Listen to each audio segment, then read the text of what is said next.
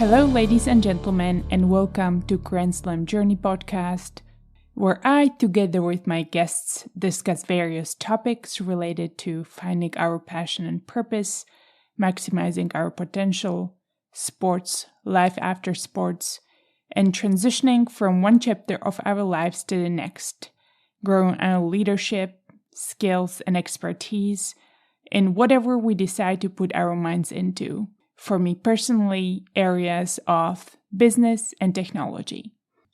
My today's discussion is with Sarah Brummitt. Sarah is an executive coach, leadership development facilitator, award-winning personal branding expert, keynote speaker, and published author who worked with over 15,000 professional men and women across more than 30 countries in Europe, Middle East, US, Canada, and APAC regions. Sarah started her own business in 2005 and has more than 25 years of experience working with clients in a variety of ways, including one-on-one coaching, organizing leadership development workshops, and teaming up with a global team of faculty around the world to support and deliver her content in the local language. Sarah is a sought-after keynote speaker and author of 3 books in the areas of personal branding, executive presence, remote presence. Her true expertise is in leadership, coaching high-impact communication, storytelling, and persuasion. Sarah believes that as our careers evolve, the critical skills to develop are those of exquisite influence. In a fast-paced, digitally disruptive, attention-deficit economy, these skills are the critical differentiator to professional growth and success in business today. Sarah and I cover many things: her path to finding her passion for learning, development, and coaching. We discuss some of the connections she has to sports and her passion around sports, her traveling around and studying athletes and how she can transfer some of the mindset she sees from athletic performance into professional executive careers. We, of course, talk about leadership, authenticity, executive presence, different strategies for creating and strengthening relationships, building authentic connections and friendship, presence, what's the best version of the real you, and Sarah's guidance to focus on strengths and knowing what you're good at, and variety of strategies for growing alliances, why we should invest the time and energy into this, how and why to measure your satisfaction in life, and having a regular practice of reflection. You can find links to Sarah's books and all of her social media accounts and website in the episode notes. Here's my favorite quote from this podcast. Act in the service of others, then we lead and we influence and we engage. And that's where we build the relationships that we want. If you enjoyed this episode, I want to ask you to please do 2 things. 1, please share with someone you believe may enjoy it as well. 2, please consider leaving a review on Apple Podcasts, Spotify, or any other podcasting platform that allows you to submit feedback. It would mean a lot to me and it will help me greatly. And now, enjoy the listen. Sarah, thank you so much for accepting my invitation and welcome to the Grand Slam Journey podcast. So thrilled to have you. How are you? I'm great. Thank you very much for asking me to be here. It's a thrill. I still remember the training that I was privileged to take with you. And I have to say, it was one of the top trainings I ever taken. And I have taken a lot of trainings in my life. The people who shaped me to who I am are my grandparents and my coaches and the sport itself. And really your training, I remember to date. Okay. The passion you bring in, I loved how you structure it, the energy. And so I'm super excited about this conversation and hopefully our listeners find it as enjoyable as I found your training. Thank you. It's a pleasure to be here. Before we go too far, I want to give you a chance to introduce yourself. I'm Sarah Brummitt, and I run my own global learning and development business from London in the UK. Yes, I'm an executive coach, but I really focus on the skills of exquisite influence, storytelling, persuasion, impact, being better at being collaborative across teams, cultures, countries, and borders, which I see as leadership skills at any level. Why I do it is because I think that fundamentally we all have technical expertise, but we reach a point in our career where it's just not about that. It's about something else completely. And it's never been harder. In this virtual world, it's never been harder to get people's attention and keep it. And that's what keeps me and my business really fulfilled and fascinated in terms of the clients I work with. And I am curious about how you found this passion and what your journey was towards the role you have right now. So if you could give us a little bit of background, either your journey or even upbringing, what made you who you are, Sarah? Absolutely. I always think there's two types of people in life. There's people who know what they wanted to do ever since they were little. And then there's everybody else. And I fell into the everybody else category. I am a twin. I am a product of a single parent family. We didn't have much money, but I loved sport. And I thought that if I work hard and enjoy my sport, I'll work out what it is I want to do. I got to university, still haven't worked it out. So I did business studies only because I thought that gives me lots of flexibility. And then the one thing I loathed at school was science. It didn't do it for me. And the irony of mentioning that is that actually my first proper job after college was I worked for AstraZeneca, who most people hadn't heard of until, of course, the last few years when they've clearly been in the public eye. I sold ethical medicine to doctors, and I did that for 10 years, and I loved it. And it was during the course of doing that that I got the opportunity to start going out on ride-alongs, which is really where you coach. You sit next to people and you watch them do calls with doctors in primary care, doctors in hospitals, professors, consultants. So smart, bright medics and surgeons. And I just found that I really loved helping people find better ways to connect with doctors and better ways to be more impactful. And that's really where I started my journey in the world of learning and development. I then went into a full-time job, doing learning and development training on my feet, loved it. So it wasn't until I was in my late 20s, early 30s that I finally thought, oh, now I know what I'm supposed to be doing. I'm supposed to be helping other people fulfill and realize more of their potential. And that's really what got me excited about ultimately starting my own business. I reached a landmark birthday and thought either I'm going to go out and start this on my own or I'm not. And here I am nearly 18 years later, and I'm very lucky and fortunate to be in the position I'm in. So that's really the story of sort of how I got started and how I got to this point. Thank you. That's beautiful how you got really pulled into it. It seemed like you experienced something during your sales role and how different it could be coaching somebody and helping them grow. And you just follow that feeling in that direction. Yes, totally. Totally. And can I ask which sport you played? So when I was a kid, I did tennis, but I can assure you, Clara, nowhere near your standards. Let's all be clear right here, right now. I did running, I did hockey, netball. Those were the sports I was good at. Wasn't as good at things like swimming, but those were the games that I played and the sports that I did right through and until I went to university. Fantastic. Was there one that resonated with you the most? Was there something that really fit your personality, style, mindset? I think the team sport.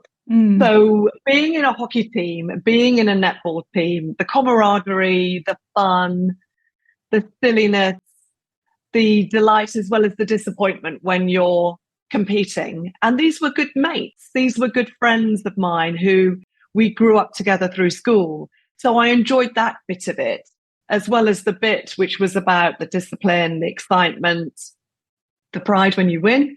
I didn't like so much the real lows when you lost, because of course, when you're competitive, you know what that's like. But I very much enjoyed the team sports, I would say. And so taking that to what you're doing now, coaching people, learning and development, helping them become the best humans they can be, which I actually find that very connected to athletic mindset.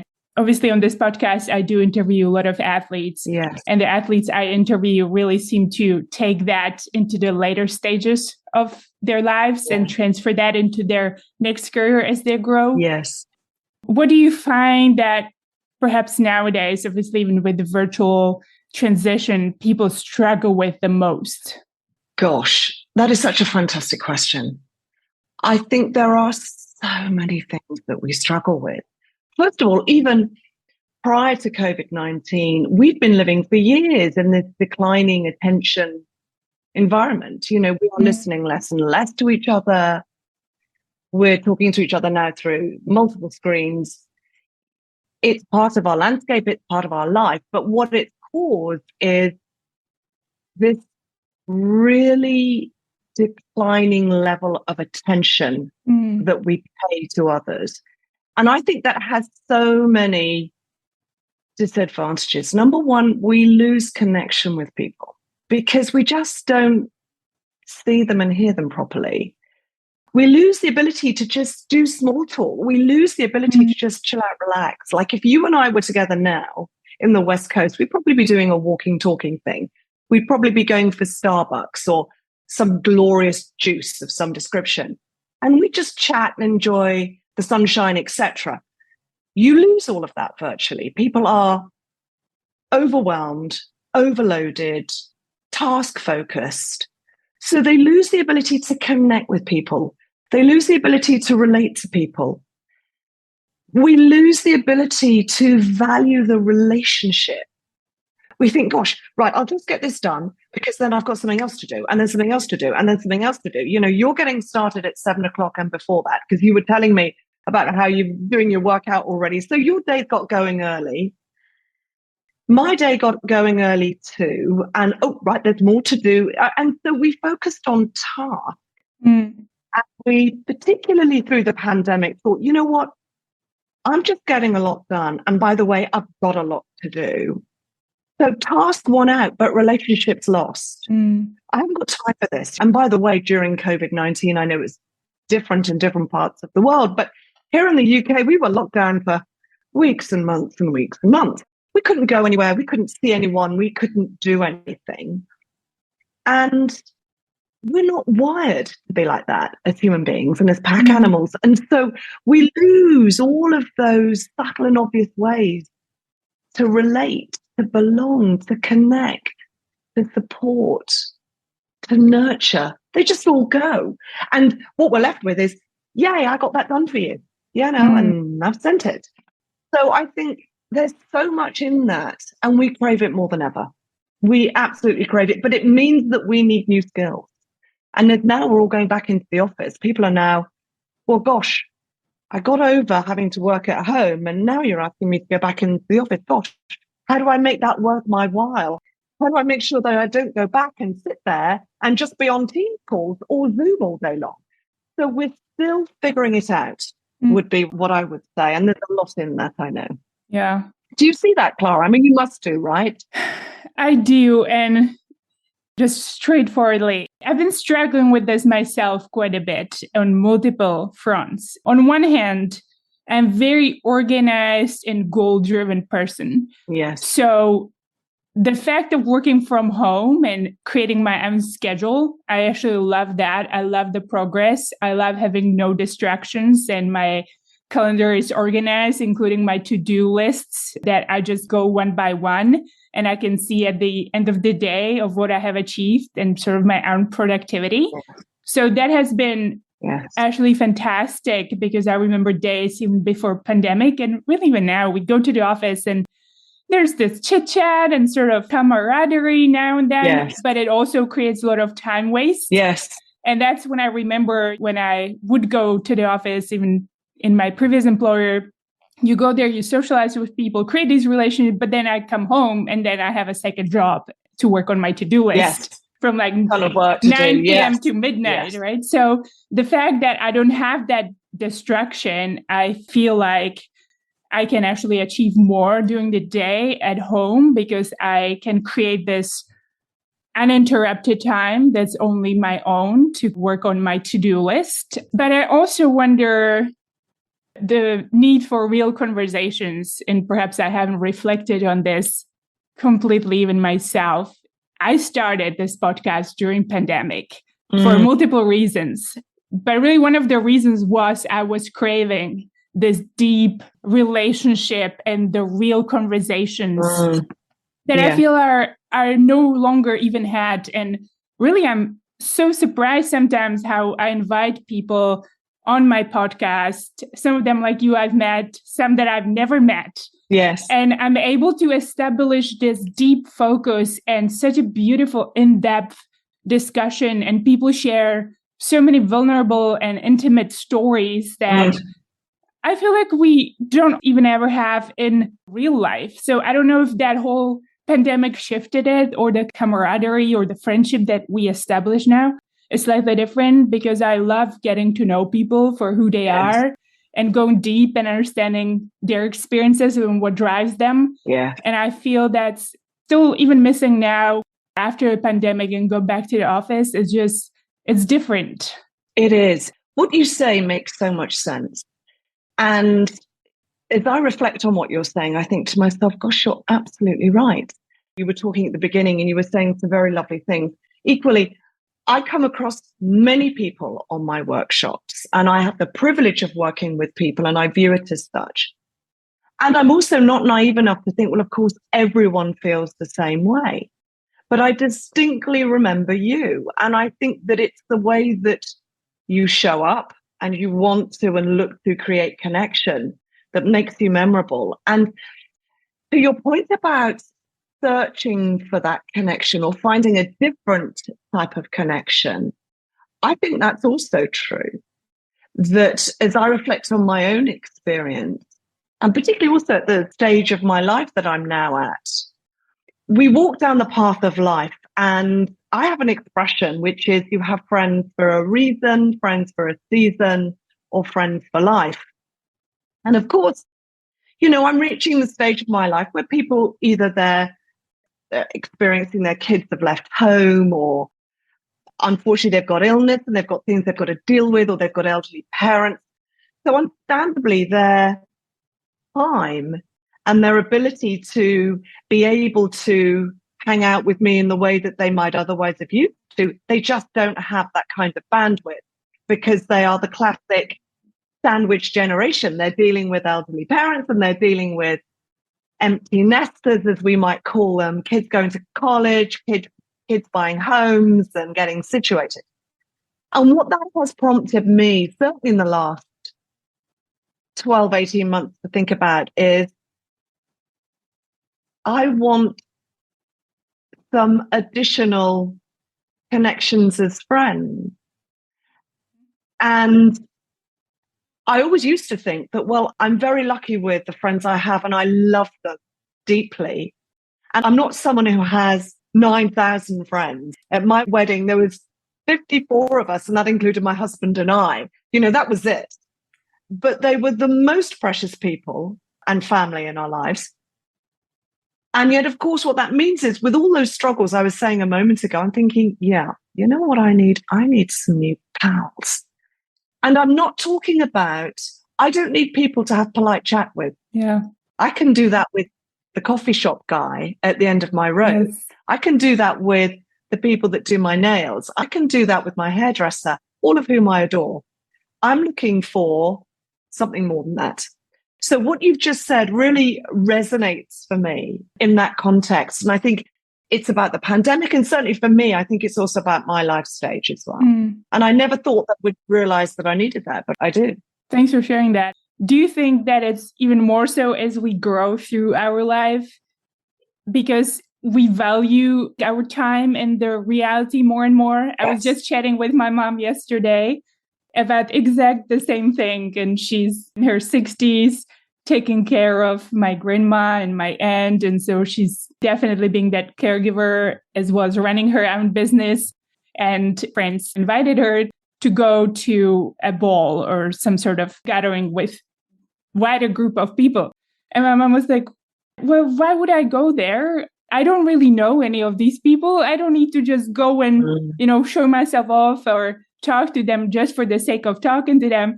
And then she was reflecting to me. I was like, oh my gosh, that sounded so rude. And I had to apologize and explain myself so they don't feel like I don't want to hang out with them. But I think as we grow through life, we value more deep, meaningful relationships more and more because time is more and more valuable. And so obviously we have less of it in the later stages of our lives. And so that's right.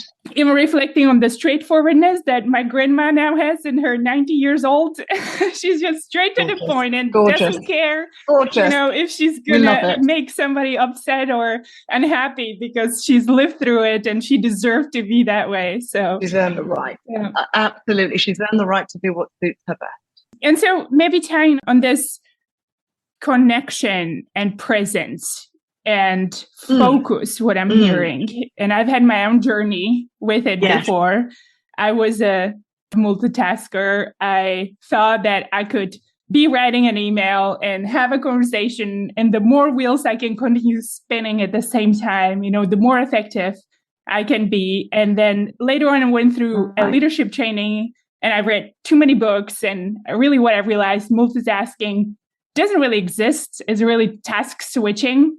And so the more things you do, the less you can actually focus on that experience. And so it took me a really long time to be focused on just that experience. And when I do, it's just so fantastic. I noticed so many amazing things that I wouldn't have noticed.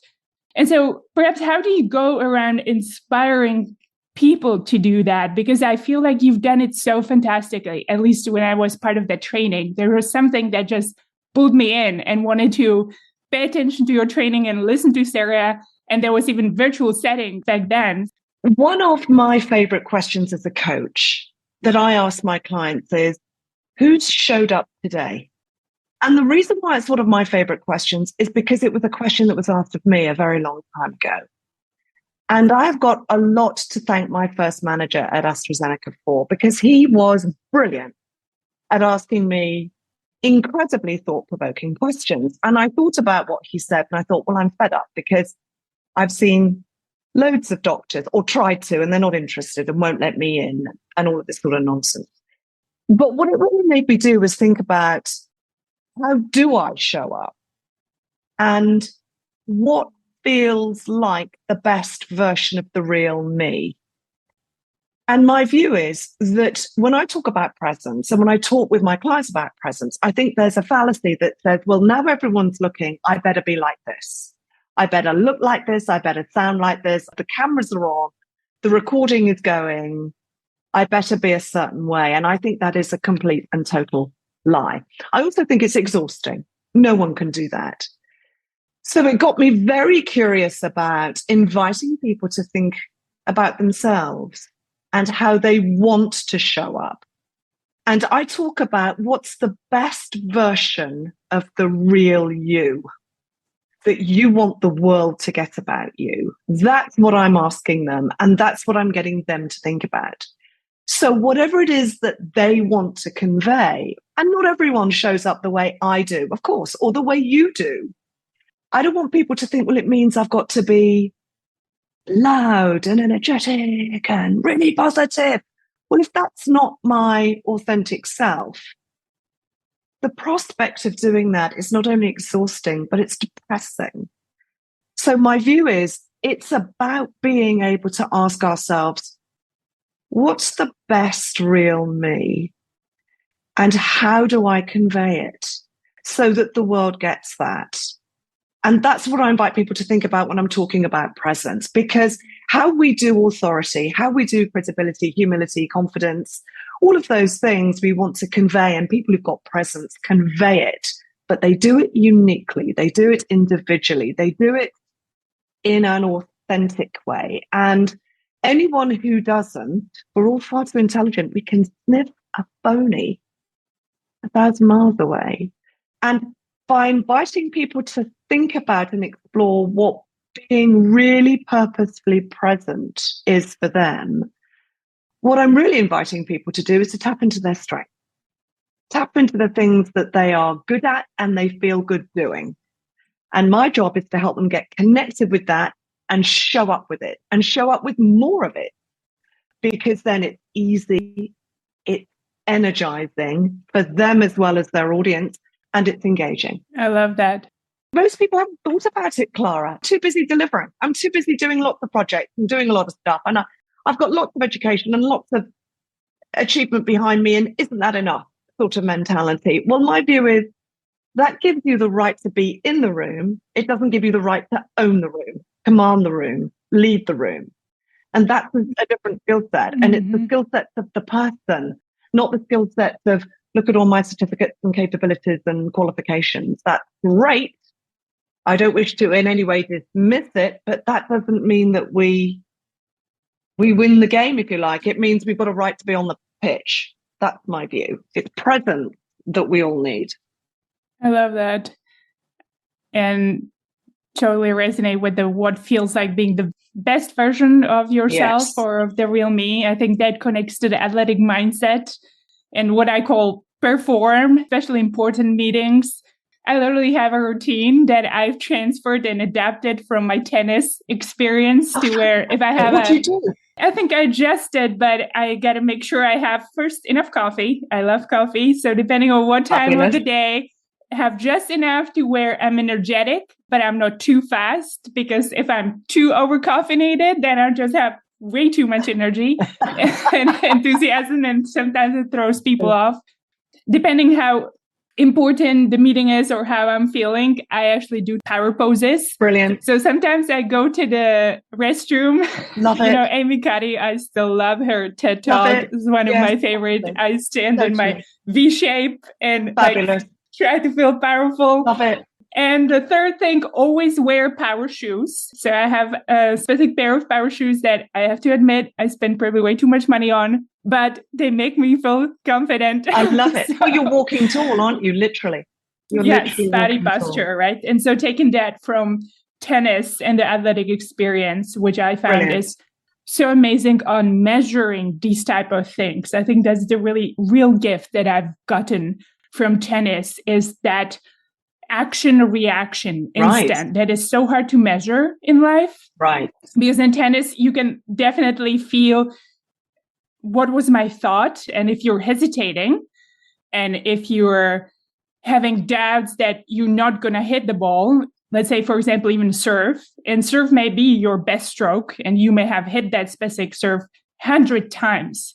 But if you have this negative thought, it translates to your whole body language and muscle and motion. And so the hesitant feeling makes you miss it 99.9% of the time.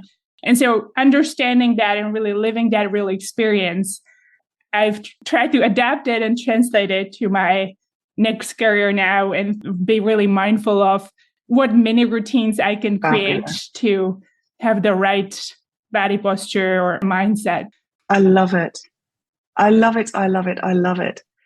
And hearing you describe that, so one of the sports that I follow around the world is rugby union. And being a Brit, one of the things, if you're a sports fan, you have to get used to is disappointment, because we often suck at quite a lot of sports. But the dedication that my husband and I have had is that we followed England to Australia and we saw them win the Rugby World Cup, which was a huge deal in Australia in 2003, so 20 years ago. And I can honestly say it was one of the most amazing experiences, the most amazing days of my life. And listening to what you've said, the coach at the time, one of the things that he had as part of this mindset that you speak to is the concept of teacup, thinking clearly under pressure. So when you were talking about what's going through your mind as you're about to serve, or can you make that shot? What he really passionately pursued with his elite athletes who had nothing to prove in terms of their individual capability to be good at playing rugby, but had everything to prove in terms of, as a collective unit, being able to beat the best in the world. And by the way, that's normally New Zealand or Australia, Yes. both of whom have a lot fewer people in terms of population, but just punch miles above their weight in relation to this end of the world. And the end of the Rugby World Cup in 2003, some of your listeners will know exactly what I'm going to allude to, others won't, but it went to extra time. Then it went to sudden death, the first team to score, and we scored. And it's the thinnest of thin margins.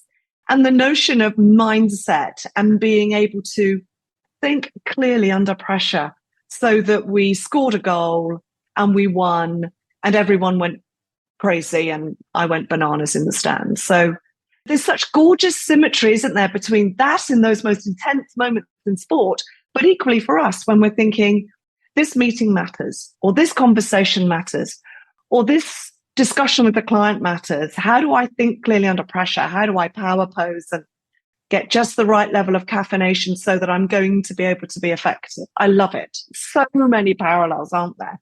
Yes, I agree. So focus, leadership, executive presence, authenticity. There's so much to unpack. You're the expert, Sarah. I'm curious, how do you help people think about all of that and really bring their authentic self? Because that can be, at times scary, depending what culture you're in, and really fine-tuning your authentic style.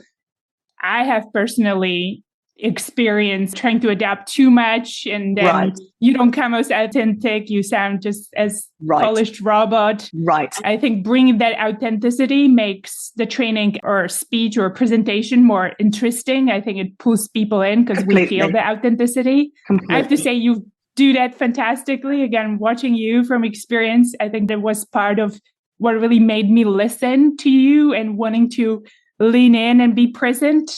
How would you advise people? There's a couple of things that I, as an approach, always take with people when I'm talking about executive presence. And of course, by the way, I use that phrase, but I say to people, you don't have to be an executive for this to matter to you. We could change that word and make it leadership presence, or we could make it professional presence.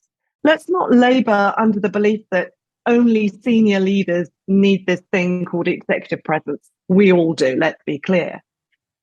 Then moving forward with that, I'm always curious to get my clients to explore the biggest strength that they have in the way that they show up. So one of the things that I notice about high potential talent, I notice about students, I notice it about anybody with curiosity, I notice it in almost all of the clients I work with, is that we go to the delta fast.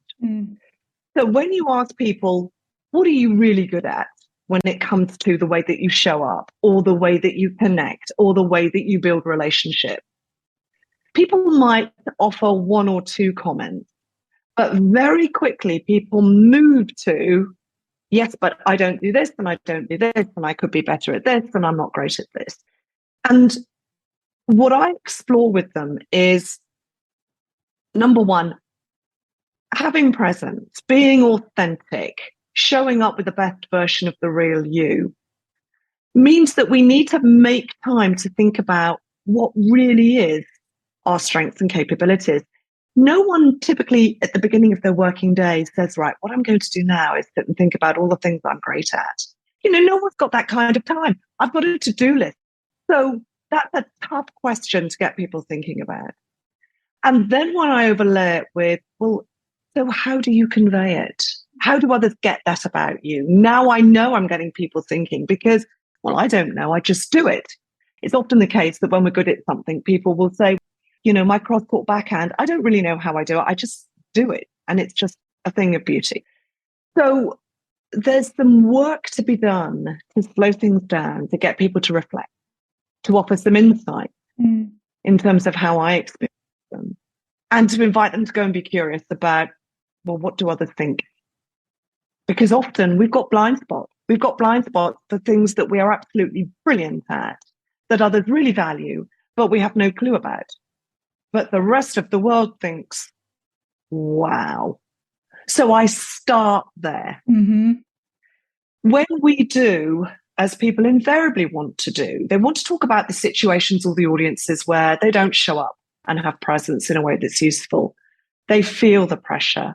They don't like the situation. Candidly, they might not like the people, which is human nature. So they're not giving of themselves. They're not giving the best version. The context, I say, is very simply this. The reality is that when we are not being as effective as we could be, it is because strengths of ours are working against us. So in that situation, something that is a strength of mine isn't working for me, it's working against me. And that's why I am babbling or nervous or uncertain or bored or confrontational or aggressive in a way that's not useful. Mm. So we unpick and we make it very context specific, the environments, the audiences, where that's the struggle. It's not always universal. It's just when I present or when I'm in front of senior leaders or when I'm in front of people that are really bright or that are low reactors or high reactors or who challenge me. Whatever the situation is, we get down to brass tacks and then talk about how can we be more effective and more authentic. And honestly, Clara, it varies every single time. Because the way that you do confidence is different to me. You do humility is different to me. You do poise is different to me. You do authority is different to me. It's the same for everyone. And it's about helping people work out what that is. And that's the conversation. In between, there's some practice and play. So people go and practice and play. And then they come back and we talk about how they did and what they learned. And then we practice and play some more. So that it's not just theoretical, it's go do. It's the same for you with your glorious serve. It's not just watching videos or your coach, it's go do. Go do 100 serves or whatever. And it's the same thing with presence. We practice it. I love so much of what you said. And I love the exploration and experimentation that really resonates with me. It's almost trying what sits and fits. And there's no other way to just test it out and see how you feel in different skin. Right. I think that's really what I would relate to my tennis career and previous athletics. Like you just got to test it out. You play different variations of your game at different times. Where do I serve? Where do I hit my forehand? So it's like all of these variations you then create and mature as you grow as a tennis player to know which one you want to pull out of your bag of awesome tennis game in a specific tough moments. And those are kind of the ones you go to. And obviously that also depends on the situation of the player you played against a little bit. So you have to take that into consideration. By having this variety of the game and flexibility and adaptability, that's definitely important as a tennis player. And that's what I really hear you is important in life to develop your more of a holistic self and have different skills to draw upon. Yes. And maybe just to share a little bit more of my personal story. And you mentioned your strength. I strongly believe that some of our greatest strengths can be also our weaknesses. Yes. It all depends on a context. Yes. And so one of my strengths I've always been a driver, and to a point that I've literally in my life hated my drive. You put me to anything and I just hate being an average or last so much. Right. That I just need to overachieve. And to even share like a funny story, we go for a hike, say in Peru, Kilimanjaro, which we're trying to do this year. So I'll see if my mindset will be different. But the hikes we have done in the past, I go with my partner. And he's actually not a hiker. I love him. He does these with me, but he suffers through them and he just kind of goes. But his speed of walking and my speed of walking are very different. And so really the real thing about the hike is go there, enjoy the beauty, that experience, look around, see the nature. But my driver's like, we're in a group. I can't be last. I can't be last on the top. Like, keep going. Good job. And so I'm so annoying that if I were him, I would just toss me off the cliff. So it's been a real learning for me to when to give up my driver and when to sit back and listen and almost developing a different gear of Clara. Because if you're constantly driving, you wear people out. And you also may find yourself, what I relate, have a group of people, they're supposed to go with you, they're supposed to follow you. And I see kind of the end and the path so clear that I'm just running and sprinting. And then I turn around and nobody's anywhere. Like people are 1 mile behind me because they can't keep up and can't really see the same path. So I think that's where communicating clearly and have to look my focus to a center of the group. So I typically look at a person that I tie myself to and I check in with them every so often. It's like, okay, is he following me or she? Is the group still coming together? And so developing this different pace of working and make sure everybody is following. I love what you're saying there, Clara, because there's so many circles within circles. It's a beautiful example you've given of self-awareness, of humility, of emotional intelligence. I think one of the most lovable human qualities is the ability to laugh at ourselves. So the confidence to say, look, this strength doesn't work for me in this situation. And I recognize people are relating all over the house to that as they hear that story. And that's what makes you engaging and inspiring versus, well, no, I'm blessed with not having any flaws and I'm burdened with perfection. I mean, it's just nonsense, isn't it? And that links to what we were talking about earlier about connection and engagement and wow. And oh gosh, I'm not the only one who does that. And I think the openness around that is essential because one of the things I was thinking as I was listening to you is A, I resonate. And B, you were making me giggle when you said, I'm so annoying that my partner wants to throw me off a cliff. Yeah. And I thought for me, in my context is I get so driven that I'm so energetic around it that I terrify people. And people are backing off. And I'm like, let go, this is great. And I'm really on it. And everyone else is thinking, that is just a whole heap of hard work. So it's the ability to be able to know, own our flaws, our contexts where our strengths don't help us, they work against us, to laugh, to relate, to share. I think that's just absolutely brilliant. And what we need to be doing more of, to learn and grow from each other. Thank you. I do want to unpack a little bit in connection to this executive presence, Sarah, because I've been thinking about this quite a bit. I've been thinking about how similar or different it can be for men versus women. I know that can be a very complex conversation. I sometimes wonder if we women are, on average, not everyone, right, but on average, more driven to this perfection and polishness. Oh, for sure. How do you define it? And I wonder if it's sometimes used in different cultures against you, because to me, executive presence should be tied to authenticity. And sometimes I feel like companies kind of put, this is what we think that executive presence should look like. But I don't know if that's really accurate. So there's several things in there that I think are so powerful to double click on. The first, in terms of that distinction between men and women, we all know that there's so much data out there that talks about what we learn from being very little about how we use communication to survive and thrive. So little boys typically learn that communication is what you use to figure out hierarchy. Where am I in the pecking order and how to compete? That's why little boys play competitive games and I'm the king of the castle. I want to be number one. And they're figuring out through communication, negotiating where they are in that hierarchy. And that's what they learn from a very young age. Little girls, on the other hand, learn that communication is about building intimacy, friendship, connection, care.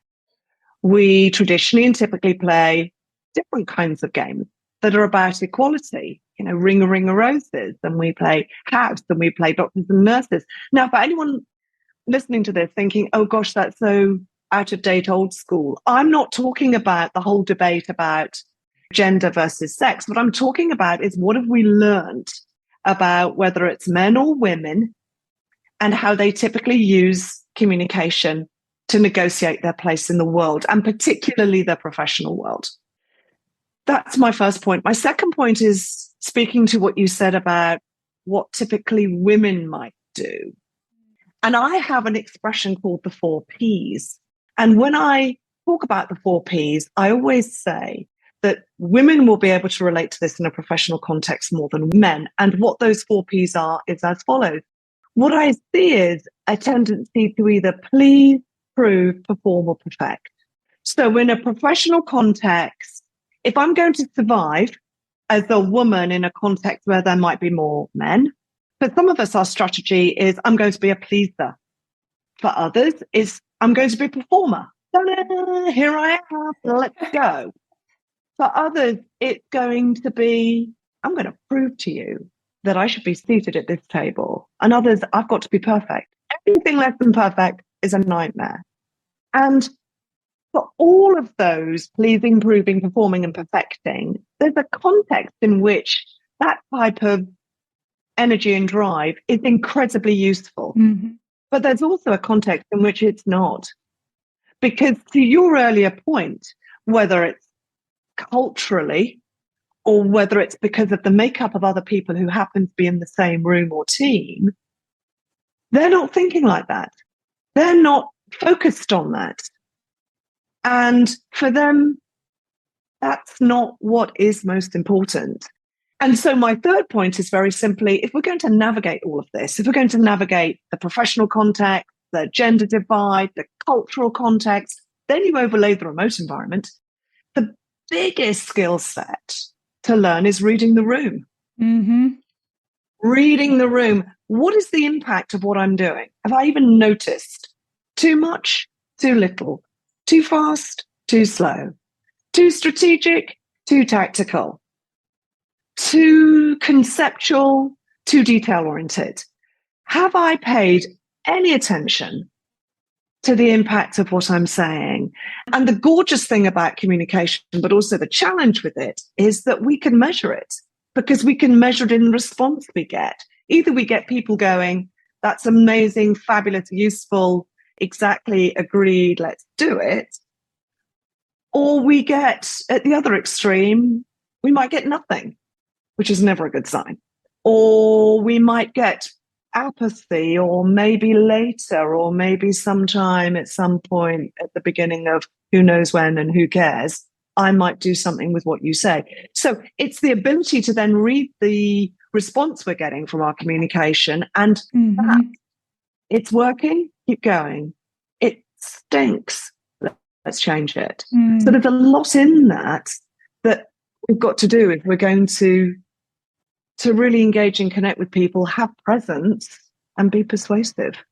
I love that. And that really also ties to what you say, explore and play. And if something is not working, again, be adaptable and be perceptive. Totally. And don't beat yourself over the head if it didn't go well one time. Try to see what you can adjust. Yes. And reading the room, it's so important. And it really ties actually into the topic. Somehow this month ended up for me being a topic of exploring power and understanding power dynamics. And so it's really been something I've been diving into. And there's so much power in reading the room and understanding how people react. Yes. And if we just anchor ourselves in that, I think that is how we can then fine tune and pivot.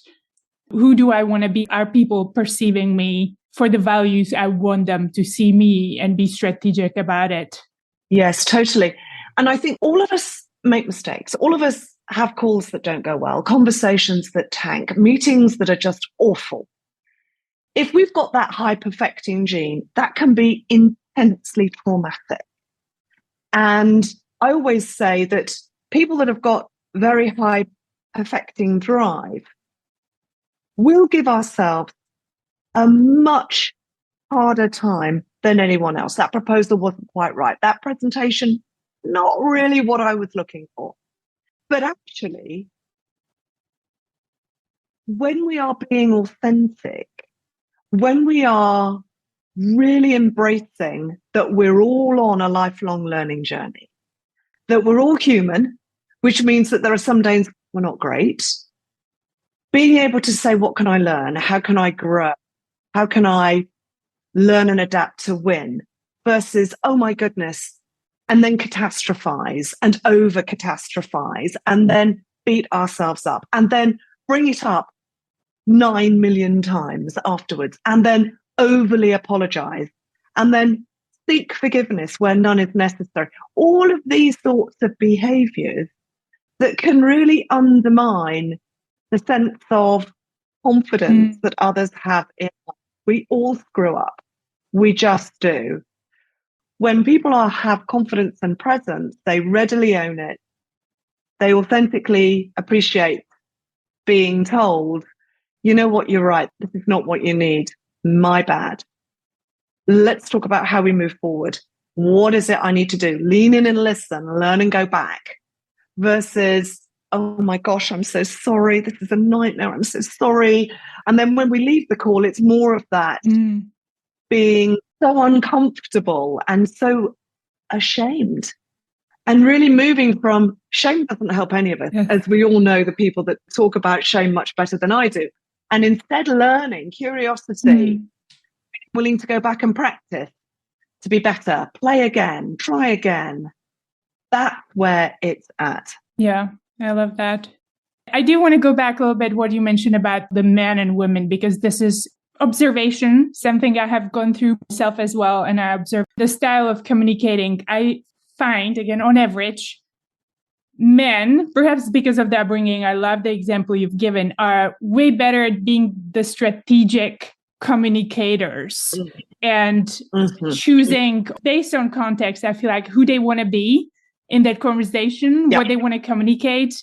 And I find on average, they're better in creating perhaps even more shallow relationships, but wider net of connections. Correct.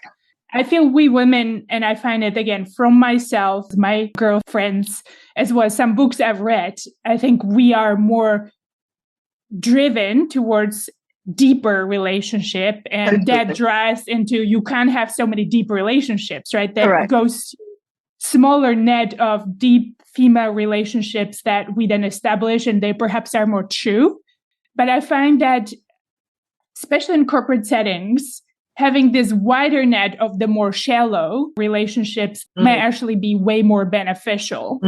And so how do we invite women to practice this skill more and perhaps even get out of their own shell of reaching out? And just to build on that, I get a lot of messages of people, hey, how's your experience? I'm thinking about Apple. And I'm female, so I would think women would more reach out to me. I think the ratio is 80% are men, 20% of people who reach out to me are women. And so how do we inspire women to get out of the shell and be more strategic about creating this wider net of relationships? Yes, that's such a gorgeous question. I think there are some immediate things to encourage women to do. The first that I would say is that I'm always curious about how we typically build relationships. Do they just happen? Is it ad hoc? Or do we put some intention around them? What do I mean by that?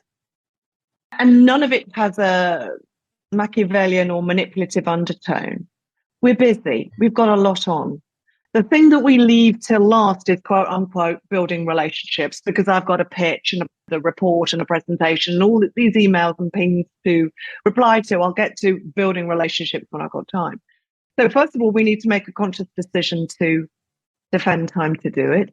Secondly, we need to be intentional in terms of, rather than, well, I'll just go and build relationships, I mean, identify specific individuals or specific parts of the organization or the industry or the geographic region, or the market, or the client, or the company that we currently work for.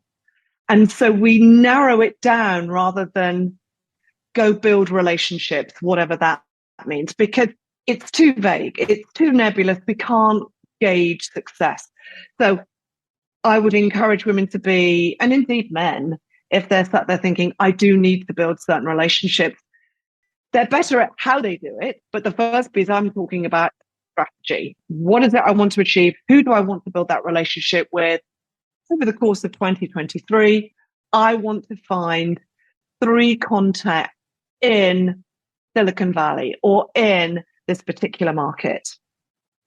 Then what I do is go find people who are really good at it and talk to someone who's the man, who may be in your professional circle, but may not, may just not be a mate, may be a friend, may be a member of the family, and pick their brains, as I might say, because men are typically much better at small talk than women, and they can hang around at small talk for years. And that's fine, by the way. And do I want to know and talk about feelings? Not in a million years. So there's something about understanding that. But I'd be curious to, and I'm always curious to get people looking at who's good at this. So there's that piece. I think there's the leveraging the virtual world in an intentional way. So the world of online is a monster. We all know that. And we all know that we can spend all of our day, every day on it, doing quote unquote networking. And actually, we're wasting our time. So much like in the face-to-face context or virtual context where I'm asking people to think about the best version of them, in this online world of networking, I say to people, where's your voice? Because if what you want to do is build your network, where's your voice? Is your voice best in face-to-face networking events? I'm energetic, I'm extrovert, I love meeting people in person. That's where my voice is. Fabulous, go do. Other people, no thanks. So maybe your voice is writing. So maybe your voice is having an opinion and putting it out there. Is your voice in speaking? Some people do, either it's the nature of their job or something that they enjoy, tend to do public speaking. So for me, this whole piece about finding and growing your network, yes, there's a bit about strategy and intention. And then there's a bit which is about where's your voice? Because if you want to build your network, let's focus on the channel that lends itself to where you enjoy having your voice heard. And for some people, as I say, that's in person. Some of it's online, some of it's writing. And actually, they don't really want to speak to people very much at all. That's totally fine. You can build brilliant relationships. And for others, I like speaking and I do quite a lot of it. So those things, Clara, I would be saying, we really need to think about that and put a strategy together on that so that we don't waste our time and our energy and our effort doing things that we don't like, we aren't very good at, and that frankly don't reap any meaningful or useful rewards, and we just get more and more frustrated by it. I love it. And I love how you put it into context and being strategic about it, creating the intention, especially if you want to grow or achieve any goal, right, in any direction. Who is it that you want to get in touch with, to learn from, or get inspired by, that you want to find out more about that field or area, explore and experiment? I think that's what you mentioned earlier. And I love what you mentioned, and I never really considered it much, although I think I'm naturally being pulled through different media. And what's authentic and true to you and use that way of communicating will always resonate with people the most. I think passion is energy, and energy can be felt and perceived. And so if you use that way of communicating, they'll be easier for you. It will come more naturally in a way that's not so forced.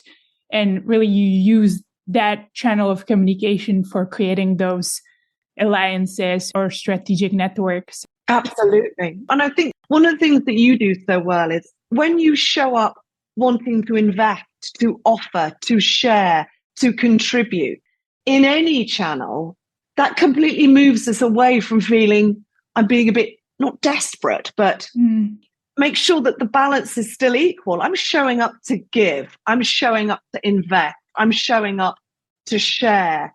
I'm showing up to offer things. What that does is incredibly attractive versus I'm showing up for what I need to get out of it. You know, when we when we're in the service of others, we attract them, we connect with them. And that can be in any context. It can be in the middle of a meeting going wrong. It can be showing up in a networking event. It can be helping a colleague out. When we act in the service of others, then we lead and we influence and we engage. And that's where we build the relationships that we want. I love that.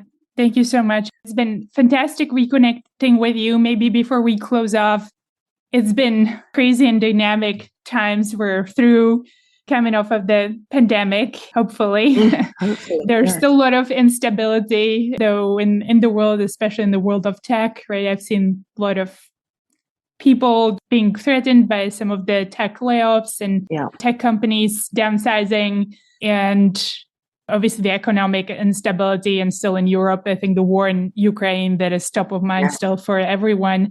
I feel like the need for authenticity, leadership, and executive presence perhaps is bigger than any other time. Sure. What would you want to close off with? What do you see as being the key differentiator that people can practice and cling into to become better humans, or whatever their goal is in life? What a beautiful question. Number one, know your superpowers. We've all got great strength. And we're really good at some things and we're not so good at others. Really lean into, what am I good at? And as I mentioned earlier, if we're not sure, ask people who we trust to tell us, because we do have blind spots. So really lean into our strengths would be the first thing that I would say. Secondly, find your tribes. You can tell I'm very metaphorical in my language. What do I mean by that?